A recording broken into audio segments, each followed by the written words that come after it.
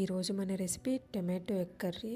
తక్కువ ఇంగ్రీడియంట్స్తో టేస్టీగా ఎలా చేయాలో చూపించబోతున్నాను. ఈ కర్రీని మనం రైస్తో తిన్నా, రోటీతో తిన్నా టేస్ట్ అనేది చాలా బాగుంటుంది. ఎలా చేయాలో చూద్దామా? ముందుగా ఒక బౌల్ తీసుకొని అందులో ఎగ్స్ని యాడ్ చేసుకొని ఎగ్స్ని బాయిల్ చేసుకోండి. ఎగ్స్ అనేవి బాయిల్ అయ్యాక ఇలా పెంకు తీసి పక్కన పెట్టుకోండి. ఇప్పుడు స్టవ్ ఆన్ చేసి స్టవ్ పైన ప్యాన్ పెట్టి ప్యాన్ కొంచెం హీట్ అయ్యాక అందులో ఒక 2-3 టేబుల్ స్పూన్ల ఆయిల్ని యాడ్ చేసుకోండి. ఆయిల్ కొంచెం హీట్ అయ్యాక ఎగ్స్ని ఫ్రై చేసుకోవడం కోసం ఇప్పుడు మనం ఈ ఆయిల్లో కొంచెం పసుపు, కొంచెం సాల్ట్, కొంచెం కారాన్ని యాడ్ చేసుకొని ఒకసారి బాగా కలిపి మనం ముందుగా ఉడికించి పెట్టుకున్న ఎగ్స్ని ఇందులో యాడ్ చేసుకోవాలి. ఎగ్స్ని యాడ్ చేసుకున్నాక వీటిని మనం కలుపుతూ బాగా ఫ్రై చేసుకోవాలి. ఎగ్స్ అనేవి ఫ్రై అయ్యాక వీటిని మనం ఒక ప్లేట్లో తీసి పక్కన పెట్టుకోవాలి. ఇప్పుడు మనం ఇదే ప్యాన్లో 1 ఇంచు దాల్చిన చెక్క, బిర్యానీ పువ్వు, 4 లవంగాలు, 2 యాలకులు, అలాగే 1/2 టేబుల్ స్పూన్ ఆవాలు, 1/2 టేబుల్ స్పూన్ జీలకర్రను కూడా యాడ్ చేసుకోవాలి.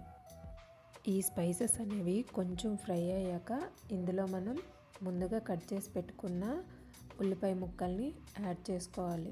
ఈ ఆనియన్స్ని మనం బాగా ఫ్రై చేసుకోవాలి.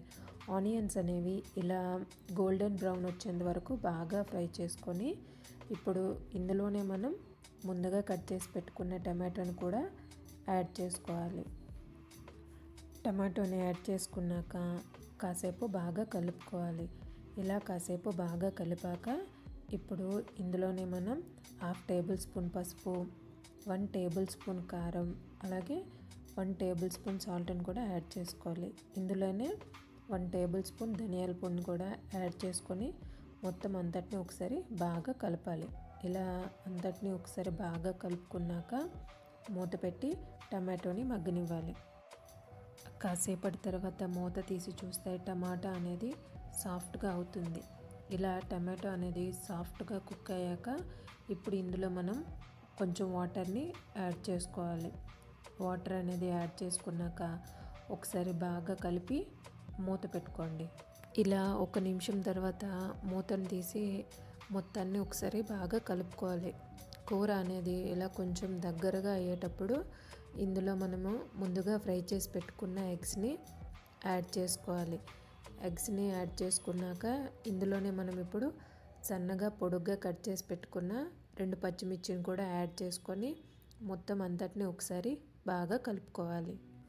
చివరిగా ఇందులో మనం 1 టేబుల్ స్పూన్ గరం మసాలా, అలాగే కొంచెం కసూరి మేతిని యాడ్ చేసుకోవాలి. ఇవి యాడ్ చేసుకున్నాక మొత్తం అంతటిని ఒకసారి బాగా కలుపుకోవాలి. ఇలా బాగా కలుపుకున్నాక స్టవ్ ఆఫ్ చేసుకొని కొత్తిమీరతో గార్నిష్ చేసుకుంటే మన టమాటో ఎగ్ కర్రీ అనేది రెడీ అయిపోతుంది.